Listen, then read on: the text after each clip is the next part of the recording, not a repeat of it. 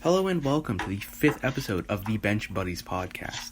Today we will be discussing the Steelers football team game, as well as looking forward to the Steelers-Bills game.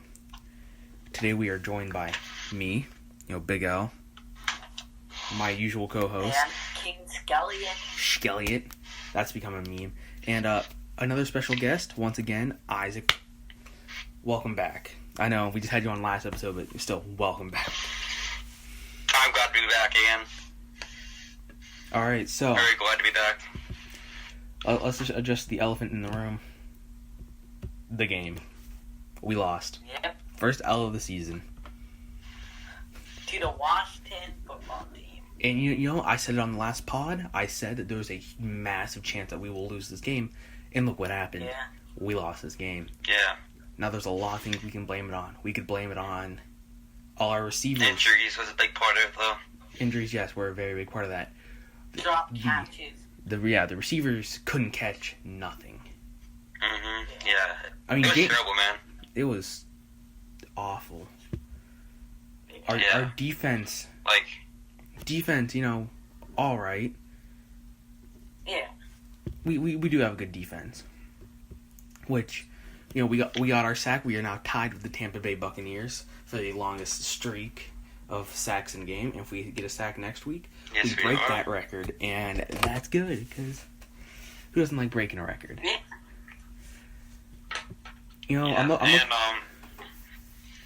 So We got James Conner's back. And Marquise Pouncey. James Conner isn't the top running back, bro. He just needs to stay healthy. I think he could be. Yeah, But he needs to stay healthy. I also did see that they added Marquise Pouncey. Yeah. Pouncey's back, which is gonna help. Dude, it was so bad, when the refs gave him 3 points. And then a half. You guys see that? Mm-hmm. Yeah. Why did Alex Smith run with the ball at the end of the half?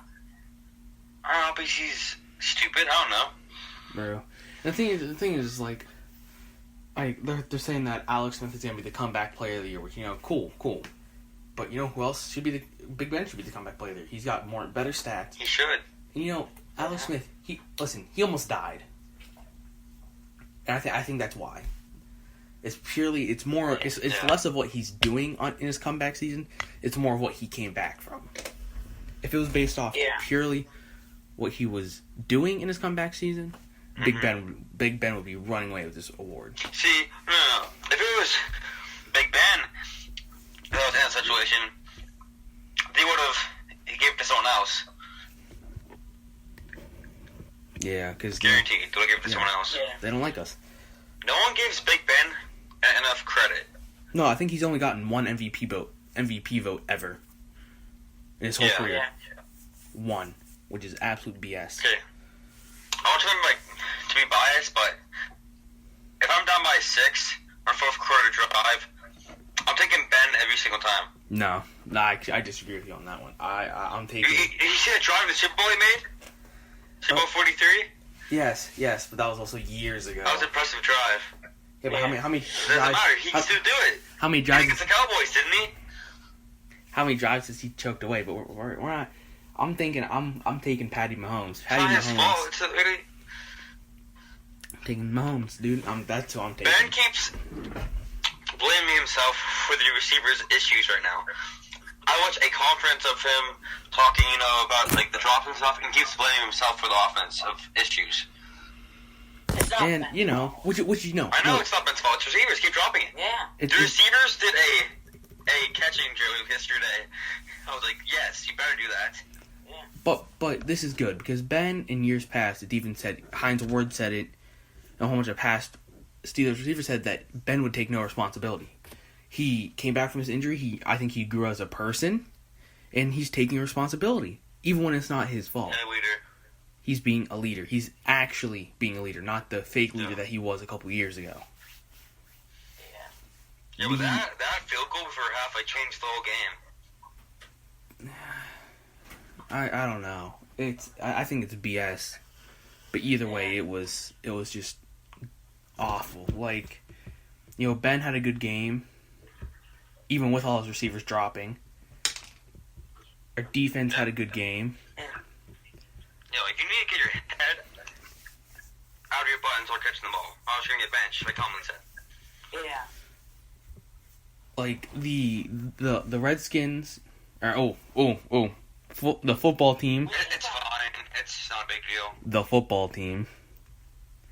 They actually, looking at their stats right now, 2 of their receivers almost had 100 yards. Logan Thomas had 9 receptions for 98 yards. Cam Sims had 5 receptions for 92. That is crazy. Terry McLaurin had an off night. He was their surprise this year. He's had an off night. But their defense... Okay, so, I want to say something. Defense, I don't think got a... Right? Their defense didn't get a single sack. So, like, it was our game to lose and we lost it. And that's all we can say. It was our game to lose. Cam Sutton is underrated. It's very underrated. Oh, obviously.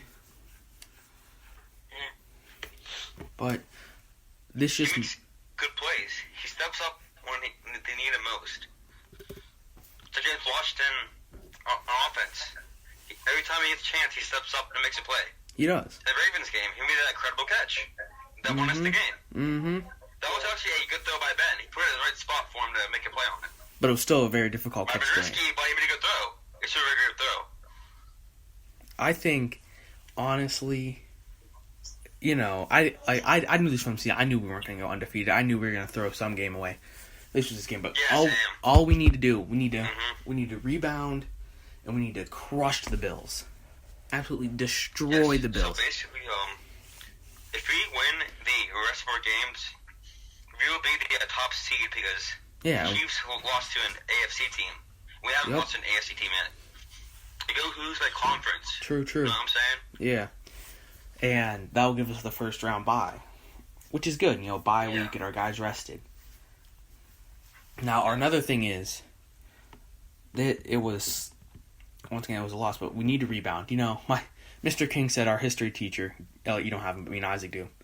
He said that we're going to rebound, we're going to crush the Washington football team. We didn't. I even stayed after on the meet one day. I'm like, yeah, we really, really crushed them, didn't we? And we just had a laugh about that. But the thing is, it's not funny. It's funny, but it's not. Because this was going to be the perfect season to win our 7th Super Bowl. Undefeated, win the Super Bowl, Ben's back. We win it without AB, without Bell, proving we don't need them. That would have been perfect. I would have loved that. That would have been absolutely phenomenal. But you know, if we still win the Super Bowl, we're fine. Now, I don't remember freaking Tampa. Their offense is stacked. It is, but their defense kind of trash. They can't do anything right now, apparently. So, moving on to the Bills, though. Ever since Antonio Brown came there, they're like 1-3 or something like that. Mm-hmm. Which I don't know if that's his fault, but you know. Little cuckoo for What cocoa. coincidence, though, right? Yeah. Now, moving forward, the Bills. I think we might lose this game, too. One, it's either we're going to lose it in a close game, or we're going to win in a blowout. Purely because we're either gonna be humbled, work hard, and win in an absolute blowout, or we're gonna be so distraught from losing that the guys are just gonna be sluggish and they're not gonna wanna. They're not like playing with that same energy that they usually play with. And all right, so my opinion, right? I think that we can pull this one through because I'm not just gonna go, we're gonna lose. Like, you gotta have like some belief in your team that they're gonna win. Our linebackers situation, yeah, it's bad, but we have a veteran in Avery Williamson, and then we have Marcus Allen as our second middle linebacker, and he's fast too. So he should be able to step up. Alex Highsmith should be able to step up. He's very good too.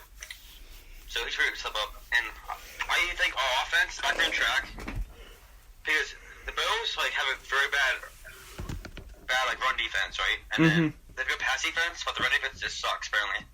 So if we run the ball efficiently and not get 21 yards, we should be good.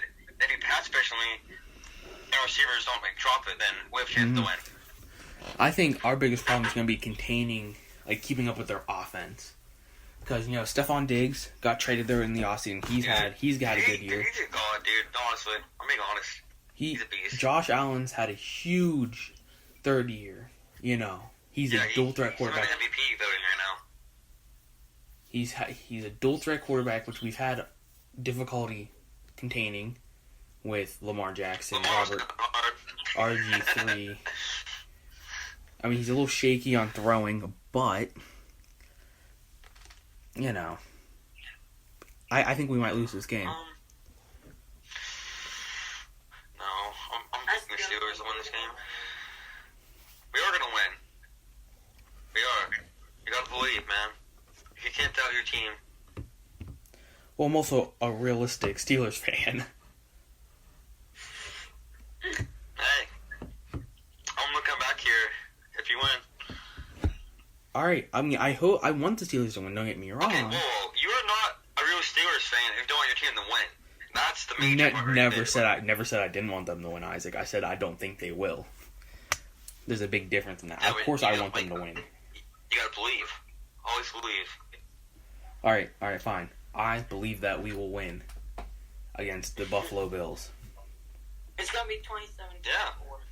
You say it's 27-4? 24. 27 to 24. 17, you said, right? My prediction is it's going to be 35 to 28. I think we're going to win by a touchdown. I'm going to say... You know what? I want to say that the Steelers are going to play so hard and they're going to win 31-20. All right. Well, that's our... I don't know. I have a feeling. I have a feeling that we're going to do it. It's our predictions here. Yeah, I'm saying we're going to be trashing the first half and then just step back up in the second half. All right. When you have Big Ben, you always have a chance to win. All right. That's fair. So, I'm going to just take a couple seconds. I'm going to talk about some NBA news since, we're only at 12 minutes. So, in the NBA, I don't know if you guys saw this, but Paul George signed a 5-year maximum extension. 5 years, 226 million. 226 million. Which, everyone's like, oh, this is a horrible contract. But they're playing it smart. I think they're playing it smart purely because they don't care if Kawhi leaves, they're obviously not going to win. They're not a contender. But they don't want their picks to be any good. They signed Paul George because they know he can at least get them to the playoffs, possibly get them to the playoffs. He might not be able to. I don't know, personally. However... I mean, he's pretty good, actually, so... Yeah. As long as those picks that they sent to the Thunder aren't good, that's all they care about. They're playing long-term. They don't want this Thunder to be out here having the first 3 picks in the draft. Yeah. That's why I think Houston's doing what they're doing. I think it's less of... Thunder got a lot of picks, man. I know. I think They're set. What the Thunder's doing is less of... Not the Thunder. The Rockets are doing is less of trying to keep James Harden, more of trying to keep a competent team to... I think they're going to trade him, to be honest. Lessen the draft. I don't think they are. I think they're going to keep... I think they're going to convince him to stay. Well, he wants out because his team sucks now. He wants out when Westbrook was there. Before they got Boogie. Before they got Christian Wood. Before they got John Wall. I think now that he's gonna stay. I think he's gonna sit out the first week, and then the Rockets are gonna do really, really good, and he's gonna be like, this is actually a real good team. Suit up, and they're gonna be contenders. You know, like I think John Wall's gonna have an amazing season. Finals, if he didn't choke a 28-point lead, something like that, right? Against the Warriors, because they didn't choke. Threes that game. Yeah, they didn't choke a lead. They missed 27 straight. Which is crazy. Yeah, it was. But the thing is, the game was still close. But that was when they had CP3 and all that. That was their best shot. And I really wish they won. Because not for James Harden. I think James Harden's a diva. I think he's low-key the Antonio Brown. He's kind of turning into the... He is. He's turning all this crap talking. into the Antonio Brown of the NBA. Yeah, but he you know what's very impressive about him? He can hit like a fadeaway 3 and switch it in your face every time. I know. I don't understand how he does it. He's talented. I'll give him that he's talented. But he's talented. I don't know. I think, one, his crippling addiction to strip clubs, and two, his now lack of caring, because I think he's either accepted the fact that he's not going to win. You know what, man? Every single NBA player now is like, come and join my team. Come and join my team. You know, like how Kyrie went to the Nets and then Durant went to the Nets. It's like everyone's chasing titles in this league. Nobody cares about the game. Everyone cares about winning championships, which is fine. But I'm saying no one cares about the game. Well, I mean, that's always the goal. I think the Nets are going to be the biggest disappointment this year, but we'll cover that in our season preview, which today we are hopefully finding out if we have a special guest for that. Oh yeah. If we don't, we don't. If we do, it's going to be pretty hype. You know what I'm saying? I mean, if you need a special guest, we'll look into it. We'll look into it, but we're really banking on this one special guest that we can't give the name out of yet. We can't give the name because it would ruin the surprise. It was pretty fun, actually, like, for you guys, though. Yeah, I didn't hear this, but yeah, it's pretty exciting, honestly. But yeah, so we're gonna wrap it up here.